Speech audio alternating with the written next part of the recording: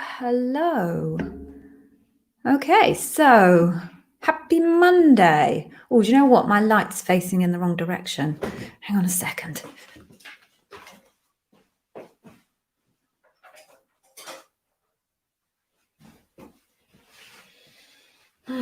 Right, I'm back. Hello. Welcome. So where are we? Yes, we are Monday. Welcome to the Amazon Interviewers Weekly Ask Me Anything, Q&A, free coaching, whatever it is you want to call it. Hello for you guys who have, I shouldn't say guys, I always do that. Hello for you folks who have arrived early. Well done for being on time. Now, usually it takes people a little bit of time to rock up. So whilst we wait, I do like to say hello and see where people are coming from.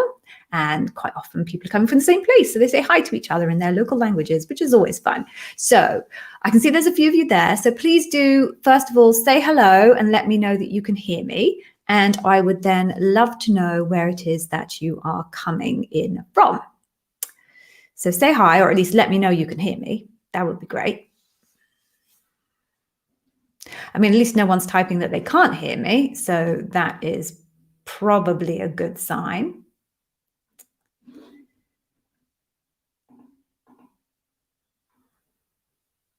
Are you there? Can you hear me? Ah, great. Taran, you're from Scotland. Awesome. Shall I do my Scottish accent, Taran? Would you like to hear that? We've got, oh, right, I'm probably going to get that wrong. So hang on a second. Mamushka. I'm going for Mamushka. I'm really sorry if I have completely butchered your name. Feel free to tell me how to say it phonetically. We've got Ahmed. Samesh, how are you? Lovely to see you again. Welcome back. Mamushka, you've joined us from Canada. I feel I need to do my Scottish accent for Taran. Then you can tell me how good or bad you think it is. So shall I do one where I think is more like Edinburgh? Because actually, I don't know if you all know this, but like everywhere, there are very clear regional accents in Scotland. And I tried to do them. So, right, Taran. So that's going to be my attempt at a Scottish accent. I think it's broadly around the Edinburgh space, not kind of up to Glasgow, which is a lot harsher in terms of Scottish accents, but there we go. It entertains me. I don't know about anybody else, but I do like doing a Scottish accent. It rounds in your mouth. Anyway, right, dropping out of that, Taran, I'm sorry if you thought that was shockingly bad. My kids hate it. It freaks them out because I sound like somebody completely different as far as they're concerned. Okay, so who else do we have? Who do we have? We have Chinu. Welcome, Chinu. Where are you joining us from, Chinu? I feel I might have seen you before here, Chinu. If I have, welcome back. If I haven't, I apologize for confusing you with somebody else. Who else do we have? Do say hello. Ahmed, where are you joining us from today? We've got, you've come from India, Chinu. Excellent. I was going to say, we've got a lot of Anglo stuff going on here, but we have Kenya, wonderful, and India, which is awesome as well. Not that I'm not, in there with the, I was going to say the Commonwealth, but of course, Canada is in the Commonwealth, but the US, clearly not. Let's not go there. All right, so why don't we just get going and we see if anyone else arrives. Oh, someone else from Canada. Very good, Ahmed. You've come from Toronto. Awesome. All right, so let me do my intro thing. Some of you will have heard it before. Samesh has definitely heard it before. So I'm sorry, Samesh. I know, go clean your desk or go grab a glass of water or something. So let me do the spiel. I am Gigi and I am the Amazon Interview Whiz. I was a senior leader at Amazon for 5 years, where I obviously did hundreds of interviews because all Amazonians, particularly those at kind of management levels, do hundreds of interviews. But very particularly, I was a bar raiser. Now, the difference between me as a bar raiser and anybody else that will be interviewing in Amazon is usually if you are just an interviewer in Amazon, you'll only interview around your broad skills area. So Vendor managers will mainly only interview vendor managers. Finance people will mainly only interview finance people. Maybe they might do a bit of marketing because they work closely with marketing teams, but broadly, you interview only around your local spectrum. If you're a recruiter, clearly the people you're only really talking to are the people who you're recruiting. So if you recruit for SDE roles, you're generally only engaged with the interview process for SDEs. Difference with a bar raiser is you can do anything. And so I did. I ran bar raising panels for tech and non-tech across different countries in the world: France, Spain, Italy, Turkey, Japan was an interesting one, also the US, obviously, and of course across many different job families. So I have a perspective of interviewing in Amazon that is pretty unique and rare. Only about 5% of Amazonians ever become bar raisers. I hired hundreds of Amazonians in my time at Amazon. Since leaving Amazon, I set up my own Amazon interview preparation. I'm still not sure what to call it. It's clearly not an empire, but it's clearly not a little thing either. So I don't know, I'll have to think of a word for it, but a thing anyway. My mission is to bring Amazon interview expertise like mine to everybody. I noticed people who had interview preparation when I was bar raising. You could so see them as compared to those who didn't have preparation training from experts. I discovered that it was pretty expensive, like $200 plus. And I figured most people can't really afford to make that investment. So I figured I could use digital to make my type of expertise accessible and inclusive. So that's what I've done. I have my YouTube channel where you all have clearly found me. I do these free sessions. I'm on LinkedIn twice a day, posting tips and ideas. And I do have my own Amazon Interview Preparation Academy where you can really, really deep dive into everything you need to know about the leadership principles and everything you need to prepare step by step into your interview process.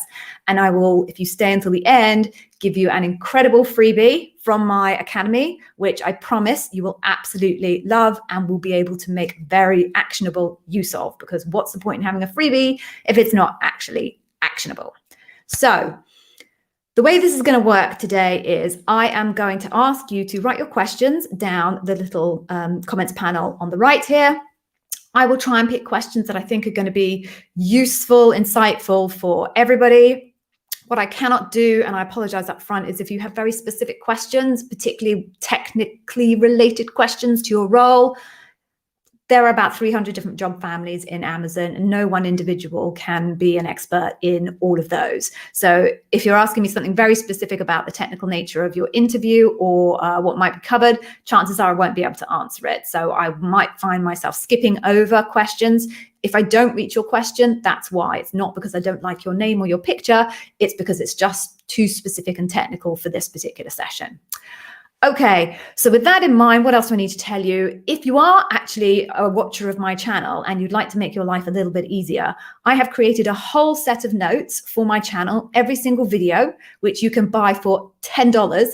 Like $10, that's about £7.30 in my currency. I'm not sure what that's like in Canadian dollars or the various other currencies from people here, but from a US and UK point of view, it's an absolute steal. So go grab those notes and save yourself the time of writing everything down. All right, so I think that is everything that I wanted to cover. So why don't we just get going? Please just put your questions down. I'll pick them. I will try to answer them. And as we go through, as people arrive, I will simply say hello, because it is nice to be nice. So my granny used to tell me, God rest her soul. So let's get going. I'm sorry if it's very echoey in my office. We are decorating our house at the moment, so furniture has been moved out. So I do apologize to you if the sound quality isn't great, and to any viewers who are watching afterwards if the sound quality isn't. No. Okay, I'll just quickly put this one up here because I don't really understand it, and I'm going to give Chanu an opportunity to ask me again in a minute because it might be useful for everybody. So you completed your Amazon, you've got a Google form for personal details only. What does it mean? I don't understand what personal details only is, Chanu. So can you give me a bit more idea about what actually was on the Google form, and I might be able to answer the question for you. Okay, moving on. So Taran. Okay, Taran. Right, so sorry, my mouse there. Right, just for the giggle of it, Taran, because it amuses me, and hey, I'm sat in this room all by myself and I need to entertain myself somehow, I'm going to answer Taran's question in a Scottish accent. So I've just got to entertain myself somehow here, people. So I'm going to do it all in Scottish accent. So, hi, do you know if there's a numerical assessment considering you are applying for a graduate area manager role? Thanks. Right, Taran. I would say probably at a graduate level. I think because you're so early on in your career, they would want to understand at a basic level whether you have the mathematical competence that would be required. So I would suggest it's very likely that you will have to do a numerical assessment. Now, I put a caveat on that one because teams change their processes all the time. So even though, yes, when I was bar raising on graduate assessments, which was always interesting, they did. But now it's a good 12, 18 months later, chances are maybe they've changed that process. But I think you should be prepared that you're going to have to do a mathematical assessment. But I think the good news is for you, Taran, is I don't think it would be particularly difficult. You're not applying for a finance role or an analyst role. It's an area manager role. So I just think it's about a basic level of competency that they would want to ensure you have, because if you do well and they want to promote you, having numerical skills as being an operations manager, etc., is going to be important. So prepare yourself to have to do one, but the possibility always exists that processes have changed and that's no longer required. Okay, I hope that was helpful. Right, back into my own accent there. That amused me, even if it didn't amuse any of you. Love the Scottish accent. Love the Scottish. My favourite accent in the world. Don't tell my husband, he's an Irishman, but I secretly wish he was Scottish. Okay. Okay. Right. Let's move on then. Oh, Ahmed, you've got your first interview today. Fingers crossed. Good luck. Everybody, please wish Ahmed the best of luck. We will all be sending you our positive mojo, I promise. We've got Nicolesh who's joined us. Welcome, welcome. Anchor. Hello, Anchor. Excited to see you. Lockwood 1976 is back. Welcome back. Good to see you again. Okay. Yes. Okay. I will do this question for you. So, do bar raisers do phone interviews in the process? So, a bar raiser does not do phone interviews as a bar raiser. So let me just be clear here. Bar raisers are also normal interviewers as well. So you could be, as a bar raiser, asked to join an interview process, but not be the bar raiser. So you're simply joining the process as a normal interviewer, as everybody else is, and in which case you might well be asked to do a phone screen 1 or a phone screen 2. If you're a hiring manager, you're very likely to be doing a phone screen 1 or a phone screen 2. You're a bar raiser, but you're not acting as the bar raiser.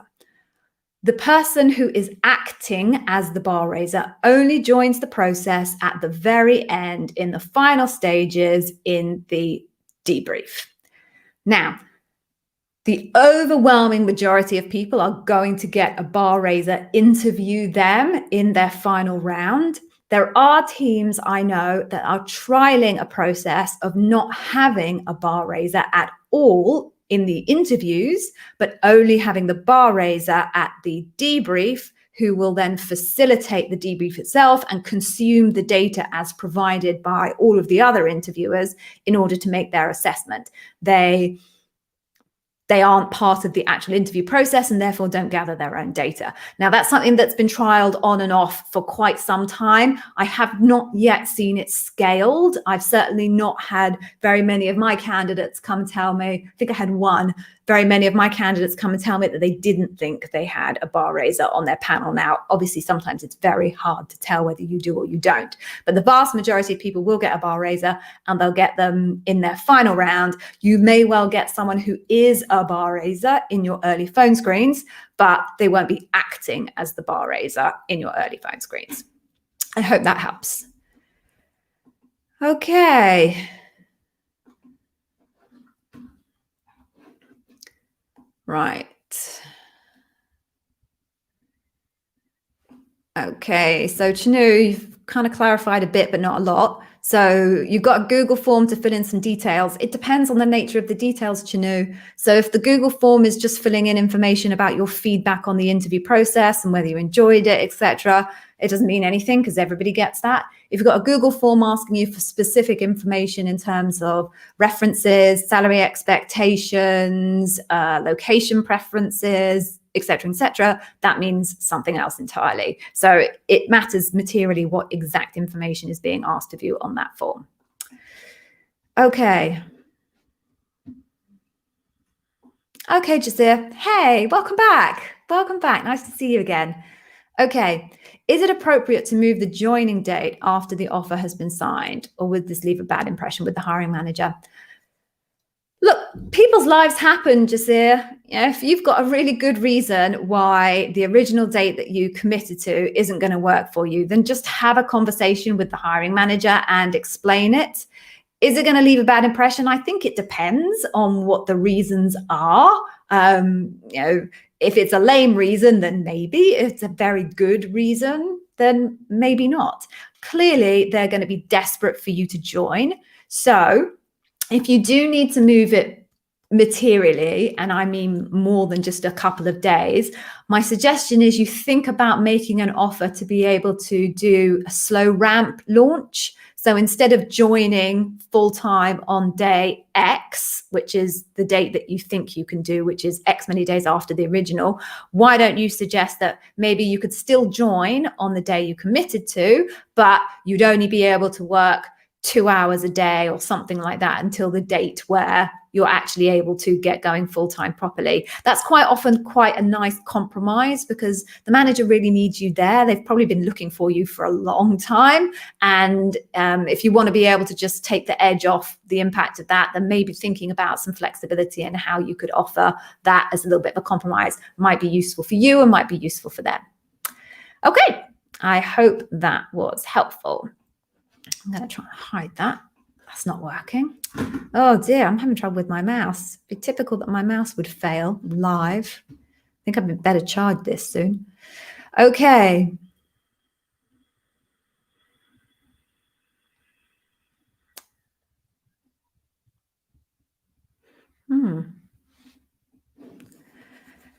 Yeah, I can't help you here.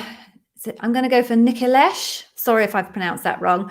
So you've done an online assessment, but you don't know which role it's for. So try and email back the people who sent you the link for the online assessment and just ask them. The front end system for the applications is pretty clunky. I get people complaining to me all the time about statuses changing or not changing. I know actual people who are working inside Amazon who still have job applications open on the front end system that say under consideration, even though there are actually Amazon employees at the moment. So it's a really clunky system. It's not well automated. It's not well integrated. So if I were you, I would just try and contact those people back and ask them which of the roles you're actually doing this online assessment for. Maybe it'll be both. So that would be exciting if it was. Okay.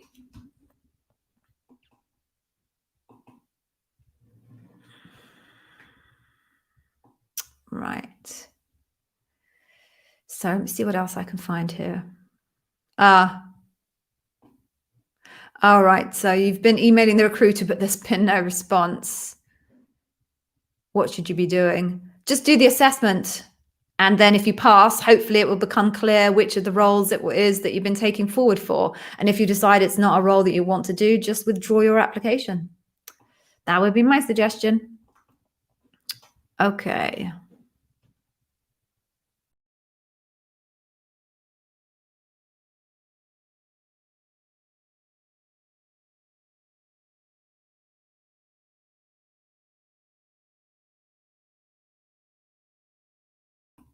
Right, I'm back. I'm so sorry. I don't know what happened there. That definitely wasn't me. All right, apologies, I'm back. All right, let's just try and get back on track. Do you know what? My mouse is running out of battery and this is causing me all sorts of problems. Oh no. Right, I'm back again. Sorry, this is chaos. I do apologize. Going to go charge this straight afterwards. Okay. So Anchor, I'm just reading your question.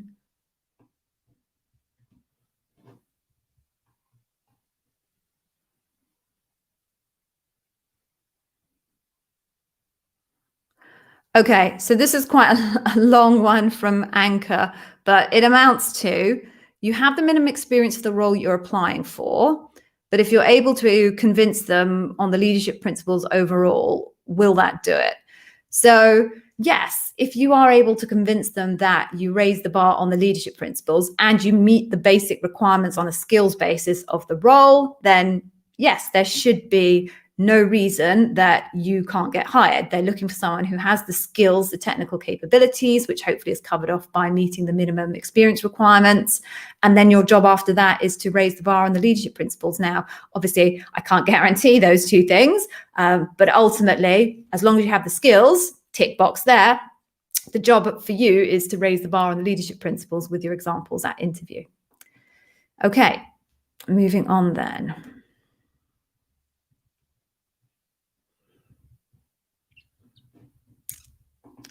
Oh, okay. So, hello, Stumble and Gallivant, you're back. I definitely remember that login before. We just covered this question off strangely a few minutes ago with somebody else asking about whether you can extend your start date. So my same advice goes, yes, it's possible. Talk to your hiring manager, explain why, have a good reason, and maybe offer some kind of compromise to do some part-time work in a ramp up rather than start on the original day because they'll be desperate for you. I hope that helps. Okay, what else do we have here?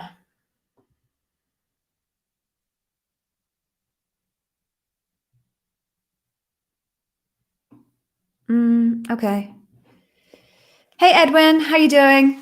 So you're interviewing for an L4, you didn't have a phone screen, you had a short loop, 2 interviews and 4 questions. Is this normal for L4? So I think this goes to the point that I was saying earlier, which is Amazon teams experiment all the time with different processes to try and work out what is optimal in terms of being able to hire versus the amount of resource that they have to use. So there's almost no normal. You'll read lots of content everywhere that says this is the process. It's not true. There is not one process. So normal for an L4, I would say no. Usually, in my experience, an L4 would go through more. But perhaps, Edwin, you're in a team that is interviewing loads and loads and loads of people. They're trying to find a more efficient way of doing it, and they're testing this as a new model. I doubt it's specific to you, Edwin, because the requirement would be that every single person goes through exactly the same experience who's applying for a single job. So if you've got a requisition number 1, 2, 3, 4, they will have to have the same experience for every single candidate who is applying on requisition 1, 2, 3, 4. It will never be the case that we think Edwin is so wonderful that we're not going to take him through the normal interview process. Okay, I hope that was helpful. Good luck. Oh, hang on, Stumble and Gallivant, that's sweet. Please watch my videos. Yes, please watch my videos. They take me such a long time to film and edit and subtitle. I do that on a Tuesday. I hate Tuesdays.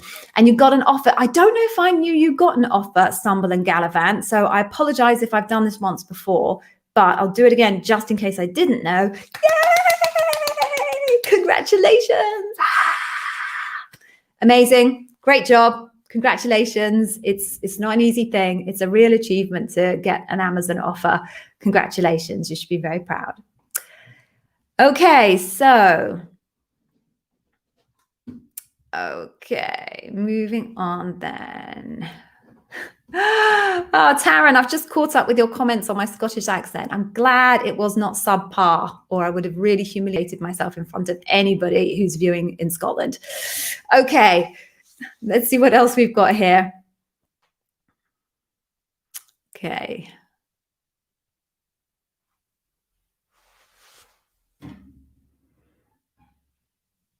Okay, anchor, right. You were able to find all the LPs from the job description. Well done. Your LP stories, you're trying to add a bit of flavor to the skill sets of the job description. Yes. So the reason why I put this up here is for all of you who are interviewing at Amazon, it is a very good idea that when you are identifying the stories that you want to use in interview, to try and find stories that align where possible, and the where possible bit is very important, to the actual job description and the type of responsibilities that will be undertaken within that role. The reason why that's a good thing to do is it just helps the interviewers really get a feel for the fact that this person has the right skills and experience and knowledge set for the role. It's somewhat disassociated with whether you're raising the bar on the leadership principles or not, but you are going to want to convince them that you have the right skills and experience and knowledge set to be able to do the role. So if you can align your stories to the skill set, that's absolutely the best thing to do. If you can't, it's not the end of the world. At the end of the day, if you can really impress them and show them that you raise the bar on the leadership principles, if they love you, chances are someone's going to be able to teach you those skills, right? Skills are very, very learnable. To a degree, leadership principles are, but Amazon is less likely to take a punt on someone who isn't strong on the leadership principles than they are to take a punt on someone who perhaps hasn't got the experience of a particular language or a particular platform or a particular discipline.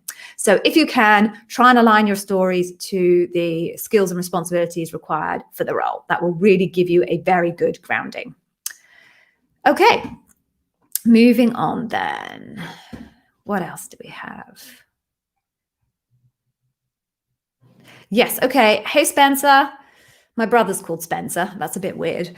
Okay, so you've got your final round. Congratulations. You've got your prep call with your recruiter. That's great. I'm glad your recruiter's doing a prep call. That's really important. Can you ask your recruiter what principles to focus on? Yes, you can absolutely ask. You might not get the answer, but you can absolutely ask. So that's my advice to everybody. If you have something that you would like to know about the role, about the interview process, ask your recruiter. The worst they can say is, I'm sorry, I can't tell you that information. And the best outcome is that they tell you what you want to know.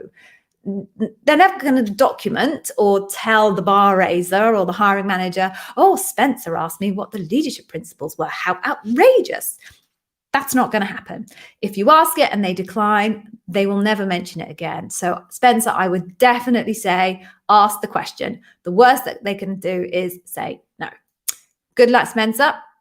Hopefully I will see you back here again to tell us you have landed your role. Okay, what else do we have?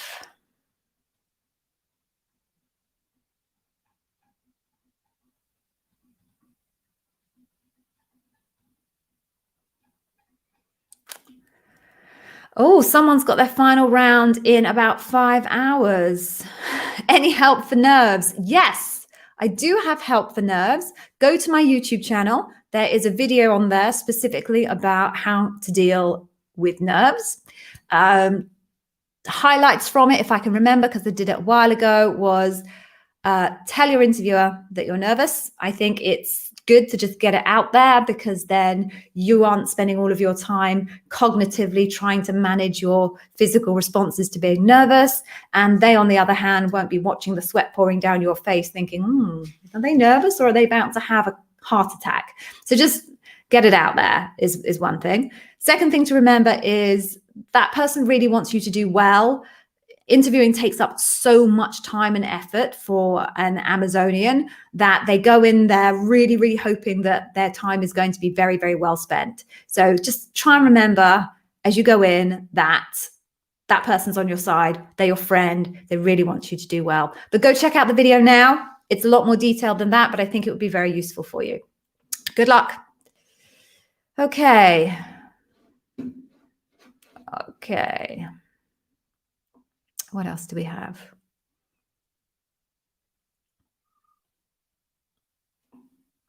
Okay, I'm going to pick this one. Epic Turkey. Such a good username. Such a good username. Okay.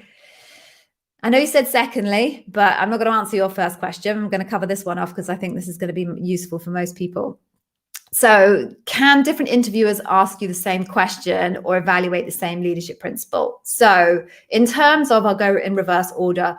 Evaluating the same leadership principle will only happen between rounds. So it's very possible that in the final round, someone will be given the same leadership principle that was given in the first round. It's also very possible that someone will be given the same leadership principle that was given in the second round. It should be unlikely that anybody in the second round uses the same leadership principle as you were asked in the first round, because that would be a waste of time and effort because someone's only just asked you that question. That's that bit. Second bit, is someone going to ask you the same question again? In theory, they shouldn't, because again, that's a complete waste of time. Why would you ask someone exactly the same question? They're more than likely to give you exactly the same answer, and then all you're doing is capturing exactly the same data that's already been captured. That's a waste of time. So in theory, that shouldn't happen. And what everybody who's interviewing you should do is read back at the previous notes of anyone that's already interviewed you to check what questions they asked you so they don't ask you the same questions again. Reality of the situation is not everybody does their due diligence and prepares for their interview as well as they should. So it is possible that someone who hasn't done their preparation properly accidentally asks you the same question as somebody else asked you earlier. If that happens to you, epic turkey, this is my suggestion. You should say to the interviewer, just to let you know, I've actually already answered this exact question in my earlier rounds, or I've just answered that exact question with Bob earlier on today. Do you want me to still answer that question? Then the ball is in their court. It's up to them if they decide they want to gather exactly the same data as Bob or the person in the earlier rounds has already gathered off you. It's no longer your responsibility. So ask the question. If they say yes, please do answer the same question, then go ahead and answer the same question. If you're lucky enough to have two examples that are a perfect match for that question, then sure, use the other example. Chances are you won't, because that's quite rare. Just pull out the same question you asked earlier and hope that they ask you some more interesting follow-up questions that you didn't get the first time around. Okay, I hope that was helpful. Let's see what else we've got here. Oh, Stumble and Gallivant. Right. So maybe I must have seen your login just randomly on YouTube because it looks very familiar. But okay, you keep missing my live slot. Well, you made it today. That's all that matters. So you are utterly, utterly welcome. I am so pleased to be able to help you and everybody else here today. It's part of why I do this. So congratulations. It's awesome. Thank you for finally making it and letting me know. It makes me feel happy. Okay, what else do we have? Gosh, this mouse really is dying. Oh, I hope it lasts until the end. Okay, here we go, Jasir. Do I think it'd be appropriate to send the references and degrees to your recruiter before your loop to make sure this is documented and shown to the other interviewers? They won't look at it. Right, that's just not the way the interview process works. Your interviewers will assume that if you've made it through to speak to them, that all of the necessary degrees are there and qualifications are there, and they couldn't care less about your references at this stage anyway. So you can if you want, but the interviewers will never see them. It's up to you. Okay. Right, Anchor, you keep asking me questions about salary and benefits in Brussels. I'll just be really brief and say I cannot tell you that. I do not know all of the different benefits and details for all of the different parts of Amazon all over the globe. So if you want to understand salary ranges, you need to go to places like levels.fyi or salary.com, where you'll be able to put in your job title and the country that you are looking for a role in, and that will give you the information that you need. Okay. Moving on.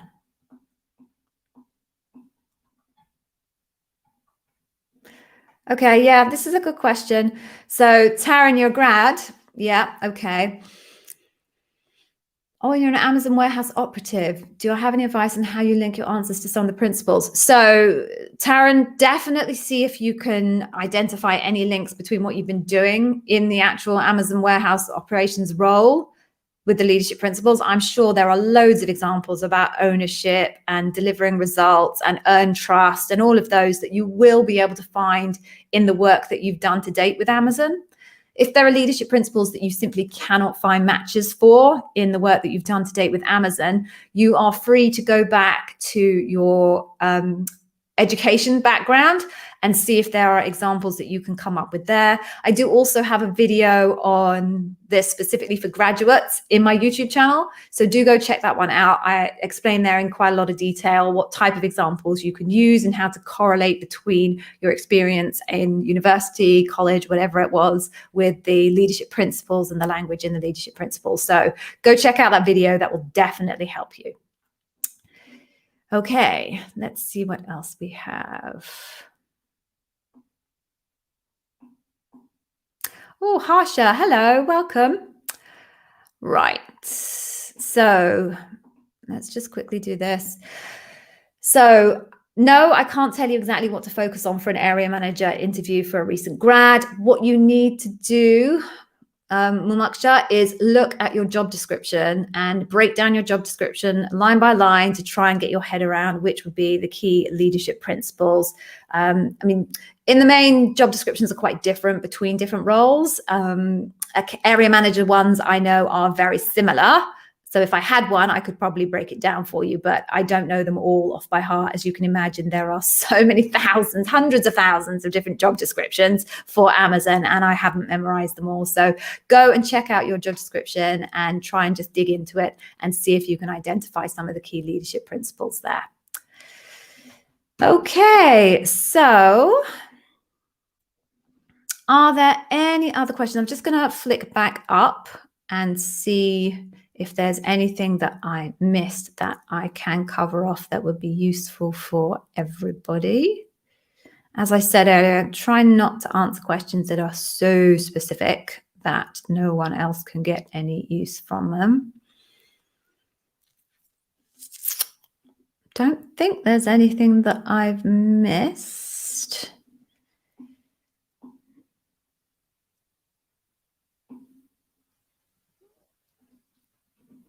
Yeah. Okay. Anchor, any link for behavioral questions you can practice in my channel? No, Anchor, I don't do that. The Amazon interview question bank is a completely confidential document. It's covered by the confidentiality agreement that every single Amazonian signs when they join Amazon. I know there are loads of sites out there where there's lots of suggestion that they have that these are the Amazon interview questions. Some are, some aren't. If I'm honest with you, I've memorized every single one of them because I did them so many times every single day. But it's a very, very fine line you walk when you share those types of behavioral questions. And I have chosen not to walk the line where I potentially am oversharing content that I am legally obliged not to share. So I'm afraid there's nothing on my channel like that, but you can do a basic Google search and there will be lots of stuff that appears. The truth is, it doesn't really matter whether they are really an example from the Amazon interview question bank, because plenty of interviewers don't even ask questions from the Amazon interview question bank. They make them up themselves. The value of having those types of questions is just so that you can practice reshaping your pre-formed star answer for a particular leadership principle to when a particular question comes to you. That's the value of those questions.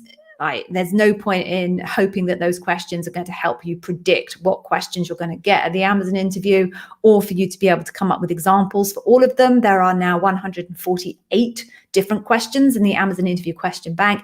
And as I said, interviewers can just make them up themselves anyway. So if you're looking for them because you think it's going to give you an edge on being able to prepare an example for that question, don't bother.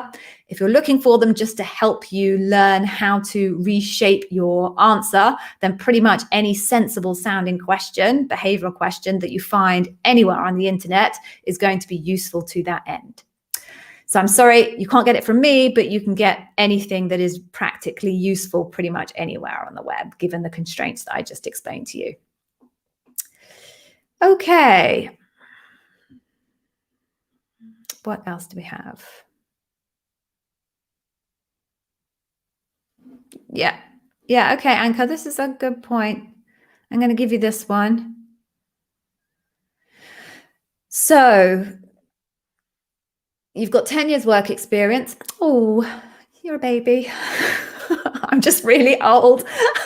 Most stories are from the last 3 to 4 years, as you don't remember solid stories from projects before 3 to 4 years. That's fine. Actually, I usually recommend that people don't go back much more than 3 or 4 years anyway in their examples. The main reason being that people fail their Amazon interview is because the examples that they give don't match the scope and complexity of the role that they're applying for. That usually happens when they use examples from quite far back in their career history, because obviously they're more junior further back in their career history. So keeping your examples to roles that you've done in the past 3 or 4 years makes it much more likely that that example is going to be a decent match for scope and complexity for the role that you're applying for here. So serendipitously for you, Anchor, I think that's absolutely the right approach. Okay, and I'm glad there's someone else with a horrible memory. I have a shocking memory, so I don't feel so bad about my shocking memory now that I know that you've got one too. Okay. Hi, Michael. Well, here's a contentious question. Have you in your experience been found in a position where you or your team really want to set a candidate up for an easy way in for whatever reason by setting up an easy question in the loop? Curious. There's no such thing as an easy question. What's an easy question? The questions that they're asking for are simple, tell me about a time when X happened or Y happened. That conceptually doesn't fit into an easy or hard type definition because it's relatively open-ended. If I were to give you a mathematical equation, clearly I can give you a 1 + 1 = what, Michael? Versus a 2,479 plus 3,962 divided by 10,928. Right? You know, you can do like hard and easy in maths, but there's no such thing as hard and easy in a behavioral question because they're looking for a particular behavior. So the questions themselves are all of equal difficulty or equal ease. The analysis and your performance comes in how you choose to answer the question and how you are able to answer the question, the level of complexity, the level of depth, the level of scope in the example that you give versus whether you did that on the opposite end of the spectrum. So even if you wanted to, and I don't believe any Amazonian would want to, but even if you wanted to make the interview easier for a candidate, it's just not possible. It's just not possible. I struggle. Yeah, literally, I cannot wrap my head around how you could possibly try and make the interview easy for a candidate. Maybe you could not ask such probing questions. I guess that's one way to make the interview easy for the candidate. But at the end of the day, the bar raiser would see that the candidate hasn't been asked particularly probing questions. So there wasn't the richness and the complexity of the data that they would have gathered if those questions had been asked, and the absence of that data would undermine your ability to be seen as bar raising. So even thinking about it in that way, and could people give you an easy ride by not asking you follow-up questions, still wouldn't lead to a successful outcome because the bar raiser would be saying, well, the complexity of the data is not here. Why didn't you ask this question? Why didn't you ask that question? And by the way, that is the role of a bar raiser. If a bar raiser thinks that interviewers haven't done a good enough job of interviewing a candidate, it is within their scope to provide feedback and coaching to those individual interviewers that they need to raise their game in terms of the quality of interviewing that they're doing. So one way or another, Michael, I'm trying to wrap my head around this, I simply don't see any way where anybody's going to get an easy ride for an Amazon interview, regardless of how much the hiring manager loves them. Michael, you request I don't post your question. Unfortunately, Michael, that's now impossible because this is a live session and it goes into my my channel. So here's a learning, everybody. If you don't want your question to be public, don't ask it on a live forum. Michael, I'm sorry. I'm sure you were just asking it out of curiosity, so don't worry about it. It's just a curious question. You've not admitted to any type of crime. Don't worry about it, Michael. You'll be fine. Okay. Okay. Here we go, Corey. Are all external positions negotiable or only tech positions? You're waiting for an offer for a loss prevention. I love loss prevention specialist roles. They're such good roles to interview for. Always such good stories. When you mean negotiable, I think you mean salary. So yes, in theory, all roles are salary negotiable. Doesn't mean that you will be able to negotiate the salary that you want, but there's no law written down anywhere in Amazon that says thou shalt not speak to your recruiter and ask for compensation that looks like this. So yes, go for it, but specifically on loss prevention specialist, definitely.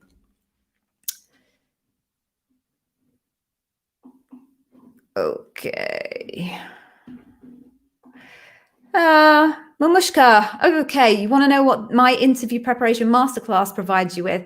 Okay, full details of what's in the masterclass is actually on the landing page on the website. So I'll provide you the website address at the very end, and you can go check out what exactly what's in it. I detail it bullet point by bullet point, but pretty much in summary, everything that you need to know from a step-by-step guide to prepare for your interview is in the interview preparation masterclass.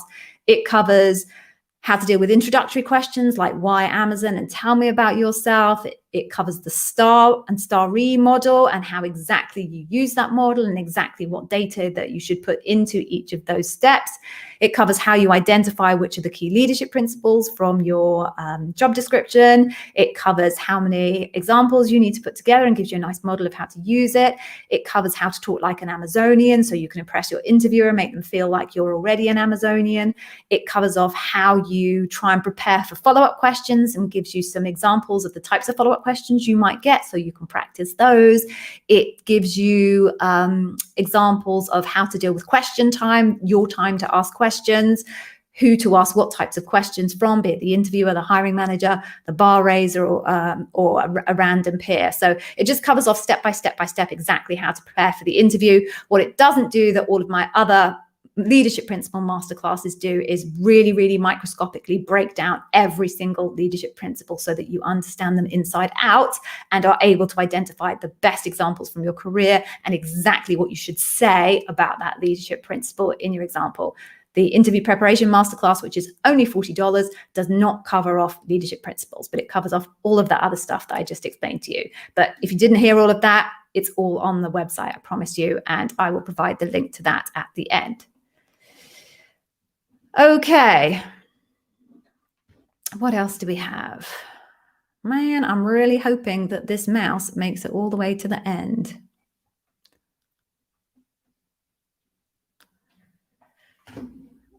Umut, very briefly, you had your final interview on Thursday. Should you wait 5 working days? Yes, you won't hear back. Well, you might hear back less than 5 working days, but you shouldn't expect to hear back in less than 5 working days. So good luck, fingers crossed for you.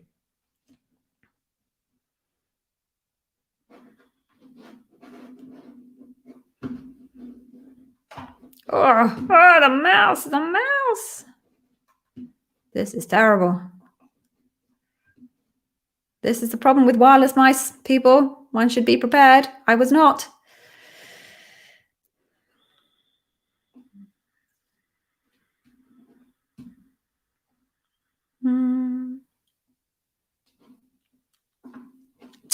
So you've heard that junior roles usually no bar raiser. They're only future team colleagues. No. I mean, again, as I said earlier, the policies change all the time at Amazon. They're always trying new things and trying to optimize the process. So no, not when I was bar raising in Amazon. It's possible it's changed since then. I think the bar raiser community would resist this approach very, very aggressively. The whole point is that you only want to hire into Amazon people who raise the bar. And that's just as true for junior people as it is for senior people. Just because you're more junior, it doesn't make it any less important that you are raising the bar on the standard that's already in the business. The principle remains true, whether you're employing very junior people or employing very senior people. You want the best people and you want the quality of the business overall to keep growing and growing. So I personally think that that type of an approach would completely undermine that fundamental principle that Jeff set up. It certainly wasn't operating that way when I was there, but I can't tell you definitively that some policy hasn't changed because, of course, I am no longer on the inside. I might ask that question of some of my recruiter friends and see if they tell me that the philosophy that's been in the business for 25 years is no longer applicable. But for now, I'm not convinced that they would make that decision. Okay. What else do we have?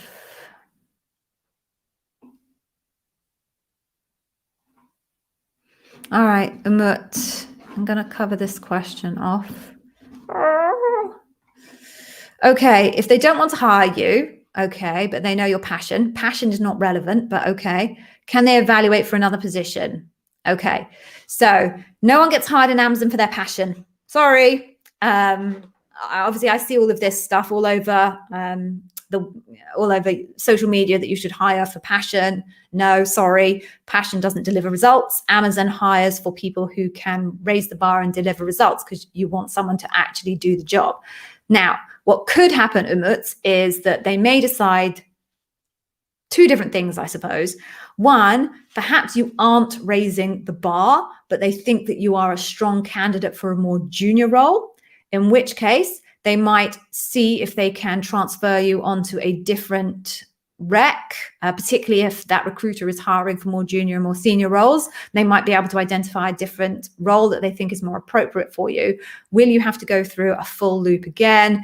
It depends how close the team is for the second role that they are considering you for to the first role. If it's exactly the same team, same hiring manager, probably not. If it's a different team, but that's very, very closely related to that team, maybe not, because they'll know each other really well and trust each other's judgment.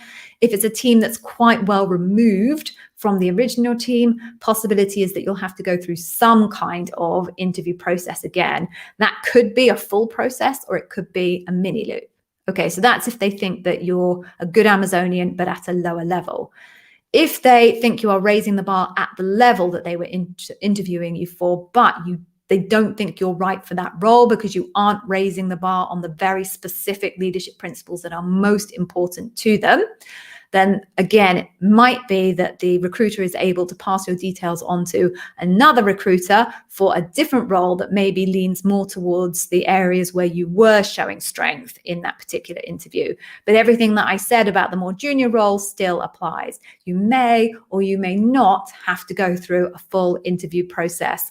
Again, it entirely depends. I've had people in the Amazon Interviewers Academy who are going through on the second time, and some of them have only needed to speak to a hiring manager. I had one lady who was considered bar raising, but not at that level. So they offered her a role at a level one below, and all she had to do was speak to the hiring manager.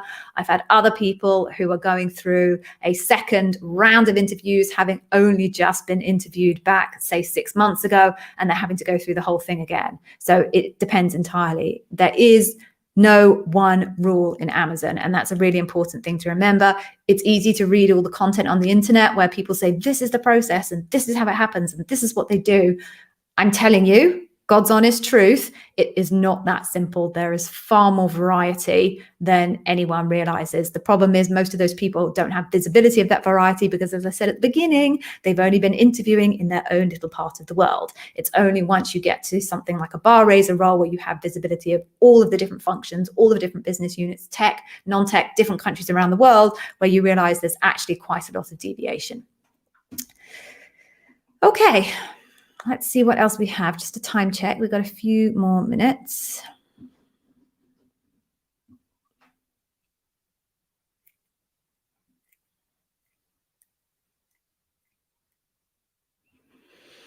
Okay, Anchor. Right. Let me cover this because I think salary negotiation is important for everybody. So why don't we cover this? So you gave the recruiter your exact current package when they asked you, did you shoot with your legs? Did you won't be able to negotiate? So personally, I would never tell anybody my exact current package. Now, I know there are different ways of doing things in different countries around the world. It's very different how you negotiate for salary in somewhere like India versus the UK. I personally would never give anyone my exact current salary. It's none of their business. What is their business is what I need to be convinced that I should go and work for them. So what I would usually do is at the very start of a process, try and understand what the range is on offer for the role. If I was pushed, I would tell the recruiter what range I consider to be acceptable and what I would consider. I would go in at the final stage where I'm actually starting to negotiate now and say, I would go in with a view of what is my bottom line? What will I walk away if they won't meet? And what is my goal?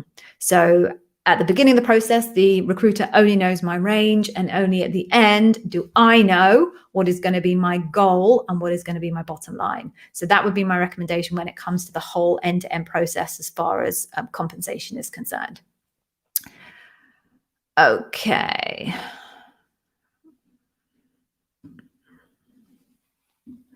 Right. So, Anchor, how many questions?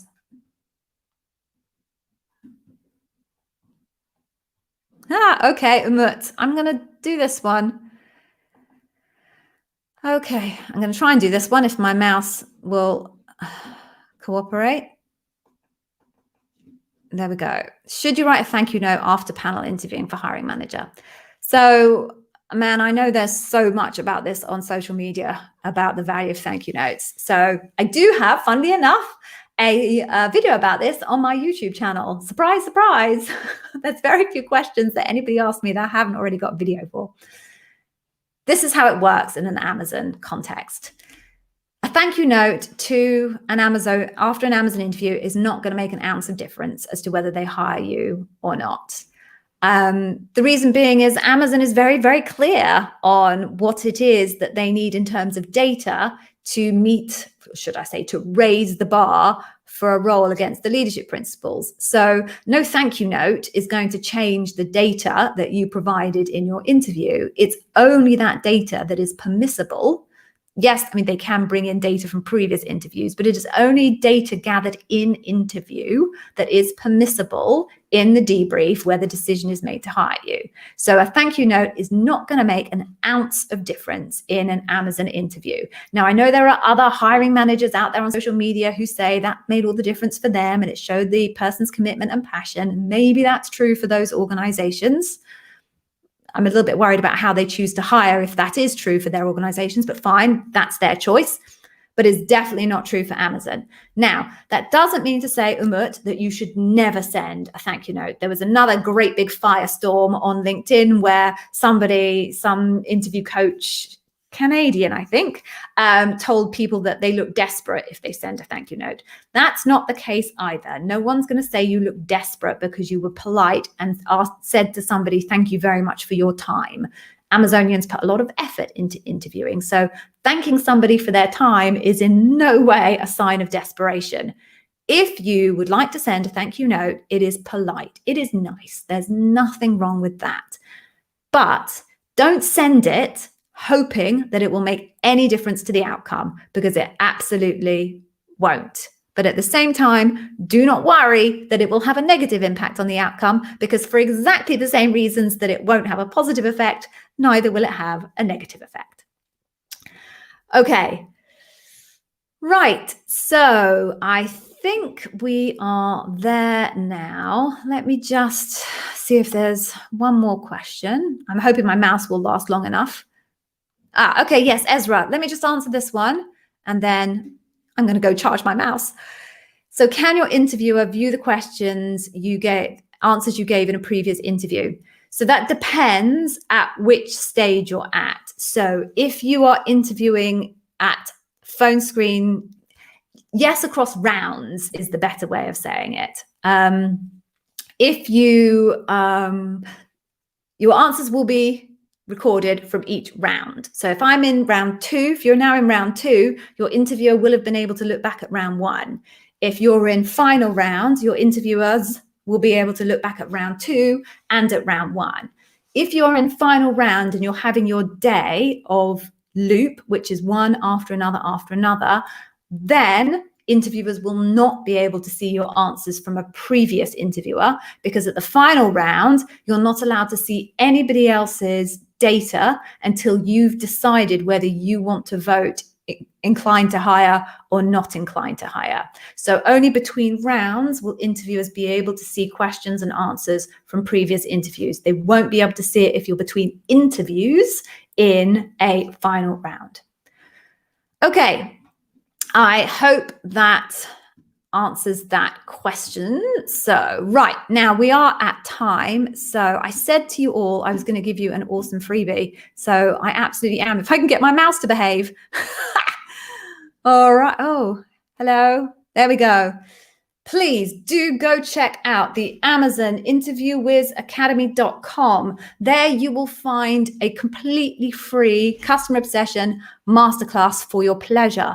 The customer obsession masterclass tells you the 4 different facets. Yes, there are 4 different facets of customer obsession and all about them and how to find the best examples for them. It tells you exactly what the interviewer is looking for in your examples, and it shows you a mock interview with me interviewing me so that you can see exactly how you can land some of those behaviors in a real interview context. Please go get that. I offer it because obviously I want you to watch it, enjoy it, buy more of my content, I'm not trying to pretend otherwise, but at the same time, I give away the customer obsession one because I was always going to give one away. Everybody, if you make it through the interview process at Amazon, will find themselves being asked questions on customer obsession. So I can guarantee every single one of you will at some point be asked a customer obsession leadership principle question or 2. So I give you that one in the hope that you will get the very, very best value out of it. So with all of that said then, I am going to wish you all a very good week. Please stay safe. Thank you very much for joining. I think I'm probably going to start pushing this session to a few hours later in my day. So hopefully you'll still be able to make it. I think I'm going to probably push it 3 hours back in time for next week. But hopefully you'll still be able to make it if I do. So be safe. Good luck to anybody who has their interview coming up. If you've already done it and you've landed yourself a role, once again, congratulations. Thank you very much. And if you have major questions that you would like covered off, you can always ask me a question on my channel. I tend to respond within 24 hours. Good luck, everybody. Please be safe. Take care.